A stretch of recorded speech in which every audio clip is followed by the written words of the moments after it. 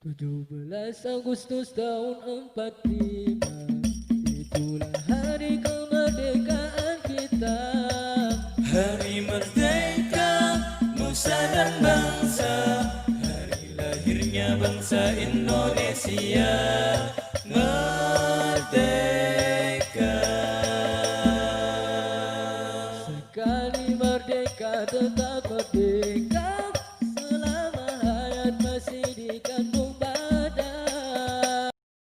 Bismillahirrahmanirrahim. La khabaradina bil Mustafa Rasulillah sallallahu alaihi wasallam wa ila hajatina hajatikum sya'ulillahi lahumul Fatihah. A'udzu billahi minasyaitonir rajim. Bismillahirrahmanirrahim. Alhamdulillahi rabbil alamin arrahmanir rahim maliki yaumiddin. Iyyaka na'budu wa iyyaka nasta'in. Ihdinas siratal mustaqim. Shiratal ladzina an'amta 'alaihim ghairil maghdubi 'alaihim waladdallin. Amin. Bismillahirrahmanirrahim. Qala Syekhul Musannif rahimahullahu taala wa ataman naf'a bihi wa bi ulumihi fid dharain. Amin. Kita mulai hadis ke-10. Bismillahirrahmanirrahim. Wa an Anas bin Malikin lan saking Anas bin Malik radhiyallahu anhu qala dawuh sapa Anas bin Malik, jaa teka sapa Arabiyun wong Badui, fabala mongko nguyuh sapa Arabi fi qaifatil masjid ing dalem pojoke masjid.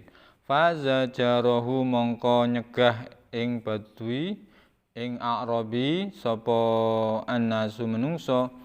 Panahahum mongko nyegah ing nas sapa Rasulullah Kanjeng Rasulullah sallallahu alaihi wasallam. Falamma qaba mongko nalikane ngrampungake sapa Arabi baulahu ing uyuwe Arabi, amara mongko perintah sapa Nabi Kanjeng Nabi Muhammad sallallahu alaihi wasallam bidzanubin kelawan nggawa sak timba min main saking banyu. Fa uhriqa mongko den soake apa ma alaihi ngatasé baulahu. Muttafaqun alaih iku muttafaqun den sepakati apa alaihi hadis. Terjemahanipun dari sahabat Anas bin Malik radhiyallahu anhu berkata, datang orang Badui, kemudian dia kencing di pojok masjid, maka dihalang-halangilah oleh manusia. Maka Rasulullah melarang manusia itu untuk menghalang-halanginya. Setelah A'rabi selesai kencing, maka Rasulullah memerintahkan agar membawa setimba air, kemudian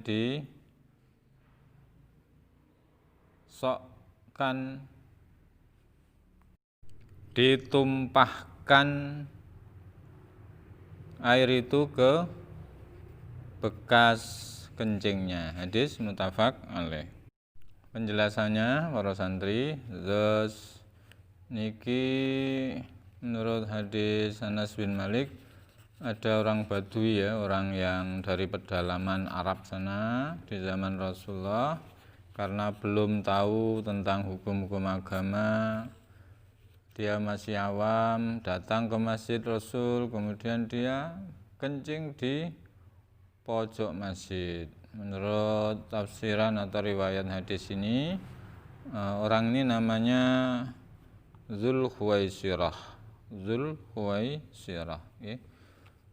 Orang-orang marah, para sahabat yang di sekitar Rasulullah itu marah, mau mencegah dan menghalang-halanginya. Tapi Rasulullah mengingatkan untuk membiarkan. Baru setelah si Arabi itu selesai buang hajat kecil untuk kencing tadi, maka Rasulullah memberitahu cara menyucikan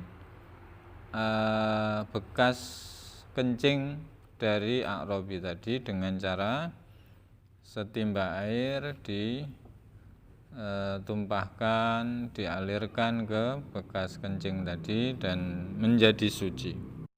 Ini artinya kalau terjadi seperti itu di zaman kita, ada kotoran di dalam masjid, di karpet ya, yang sudah dipermanenkan, dilem dan lain-lain, maka menurut ini tidak perlu untuk diambil, tidak perlu dibongkar lagi tatanan karpet itu. Caranya gimana? Sesuai dengan penjelasan hadis-hadis sebelumnya, yaitu dihilangkan bau, warna, dan rasa. Kira-kira sudah hilang bau, warna, dan rasa, maka kemudian dibasuh yang terakhir itu untuk menghilangkan najisnya. Jadi misalnya di masjid itu ada kotoran ayam ya, jadi kotorannya dihilangkan dulu. Setelah itu, setelah tahu persis sudah hilang, maka baru di terakhir. Hadis nomor 11, wa ani ibni Umar radhiyallahu anhu qala Ibnu Umar qala dawuh sapa Rasulullah sallallahu alaihi wasallam, ukhillat den halalake lana maring kita apa maitatani bathang loro wa damani lan getih loro. Fa ammal maitatani anapun utawi bathang loro iku fal jaradu mongko bathang walang, wal hutulan bathang iwak loh. Wa ammat damani anapun utawi getih loro iku fal kabidu mongko ati, wattihalulan limpa. Akhraja ngetokake hadis sapa Ahmad Imam Ahmad wa Ibnu Majah lan Imam Ibnu Majah. Ufihi lan iku ing dalam hadis dhafun utawi sifat apes. Terjemahanipun dari sahabat Ibnu Umar radhiyallahu anhu berkata, bersabdalah Rasulullah sallallahu alaihi wasallam, dihalalkan untuk kita 2 bangkai dan 2 darah. Adapun 2 bangkai adalah bangkai walang dan bangkai ikan. Adapun 2 darah yang dihalalkan adalah hati dan limpa. Hadis ini dikeluarkan Imam Ahmad dan Ibnu Majah walaupun di dalamnya ada sifat lemah. Penjelasannya, hadis niki menjelaskan ke kita semuanya bahwa di antara makanan-makanan itu yang halal itu ada disebutkan di sini ada 2 bangkai yang halal dan ada 2 darah yang halal. 2 bangkai itu apa? Yaitu bangkai hewan namanya belalang dan bangkai ikan. Maksud bangkai itu tidak harus bermakna busuk, mboten nggih. Dia kalau mati tanpa disembelih itu tetap halal. Sedangkan hewan-hewan yang lain itu harus disembelih dengan cara-cara syariat. Sementara kalau 2 ini tidak perlu, matinya sudah berarti halal. Yang kedua, darah yang dihalalkan adalah hati dan limpa pada hewan ya. Sehingga karena halal maka terkena pun juga tidak najis ya, artinya kalau tubuh kita misalnya kena hati hewan ya, hati masih berupa hati itu, maka ini tetap suci. Hadis nomor 12, wa Nabi Hurairah lan saking Abi Hurairah radhiyallahu anhu qala Abi Hurairah qala dawuh sapa Rasulullah sallallahu alaihi wasallam, idza waqa'a nalikane tumibo apa adzubabu laler fi syarabi ahadikum ing dalam inuman salah suci sira kabeh, fal yughmishu mongko becik nyilemake sapa ahad ing dzubab, summal yanzahu nuli becik buang sapa ahad ing dzubab, fa inna fi ahadi janahaihi mongko setune iku ing dalem salah suwijine suwiwi lorone dzubab daan ana penyakit, wa fil akhari lan iku ing dalem kang weneh syifaan ana obat. Akhraja ngetokake hadis sapa Bukhari Imam Bukhari wa Abu Dawud lan Abu Dawud wa zadalan nambahi sapa Abu Dawud wa innahu yattaqi, wa innahu lan sunne dzubab iku yattaqi ngreksa apa dzubab bijanahi kelawan suwiwine dzubab alladzi fihi kang iku ing dalem janahihi adau utawi penyakit. Terjemahanipun dari Abi Hurairah radhiyallahu anhu berkata, bersabdalah Rasulullah sallallahu alaihi wasallam, jika ada lalat jatuh ke minuman kalian, maka hendaklah lalat itu ditenggelamkan di minuman itu kemudian dibuang, karena salah satu sayap dari lalat itu ada penyakit dan sayap yang lain ada obat. Di sini dikeluarkan Imam Bukhari dan Abu Dawud.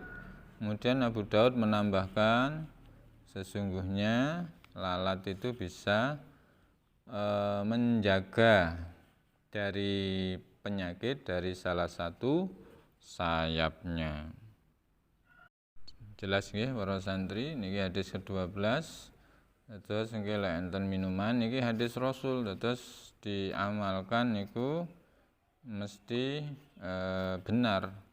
Jadi kalau ada minuman kemudian tiba-tiba lalat masuk, maka tenggelamkan, ya tenggelamkan pakai jari tangan yang bersih, kemudian setelah itu diambil dibuang, maka itu sudah steril lagi, sudah bersih lagi, boleh diminum lagi, ya. Itu cara singkatnya. Hadis 13, wa an Abi Waqid lan saking Abi Waqid Al-Laitsi radhiyallahu anhu qala Abi Waqid qala dawuh sapa Rasulullah sallallahu alaihi wasallam ma utawi barang kupi akang den potong apa ma minal bahimati saking raja kaya wahya hale utawi bahimah iku hayatun urip bahwa mongko utawi ma iku mayitun hukum batang. Akhraja ngetokake hadis sapa Abu Dawud wa Tirmidzi wa hasanahu lan ngarani hadis hasan sapa Tirmidzi ing hadis. Wal lafdhu utawi lafate iku lahu kedue Imam Tirmidzi. Terjemahanipun dari Abi Waqid Al-Laitsi radhiyallahu anhu berkata, bersabdalah Rasulullah sallallahu alaihi wasallam, segala yang dipotong dari hewan yang masih hidup itu hukumnya bangkai. Dikeluarkan oleh Abu Dawud dan Tirmidzi dan dianggap hadis hasan dan lafadznya adalah punyaan At-Tirmidzi. Hadis terakhir dinten niki terus segala yang terpotong baik disengaja atau tidak, ya, disengaja jelas haram dan dosa, ya. Yang terpotong dari hewan, misalnya sapi hanya dipotong ekornya saja, ya. Potongan itu hukumnya mayitun, artinya bangkai, dia haram dimakan, ya, walaupun itu segar dan lain-lain. Karena apa? Selain karena menyakiti, maka hewannya masih hidup, hanya bagian tertentu yang dia ambil. Inilah ajaran Islam untuk melindungi hewan, ya, biar tidak disiksa dan agar timbul rasa belas kasihan kita kepada sesama, termasuk makhluk Allah yang bernama hewan. Nggih ngoten, mugi wonten manfaatipun lan sedaya sing diwaos mugi-mugi diridhoi Allah Subhanahu wa taala. Al-Fatihah. A'udzubillahi minasyaitonir rajim. Bismillahirrahmanirrahim. Alhamdulillahirabbil alamin arrahmanirrahim maliki yaumiddin. Iyyaka na'budu wa iyyaka nasta'in. Ihdinas siratal mustaqim. Shiratal ladzina an'amta 'alaihim ghairil maghdubi 'alaihim waladdallin. Amin. Ilahi la sulil firdausi ahla wa la aqwa 'alan naril jahimi fahabli taubatan waghfir dzunubi fa innaka ghafiruz dzambil 'azimi. Sallu ala Nabi Muhammad. 17 Agustus tahun 45, itulah hari kemerdekaan kita. Hari merdeka nusa dan bangsa, hari lahirnya bangsa Indonesia. Merdeka. Sekali merdeka tetap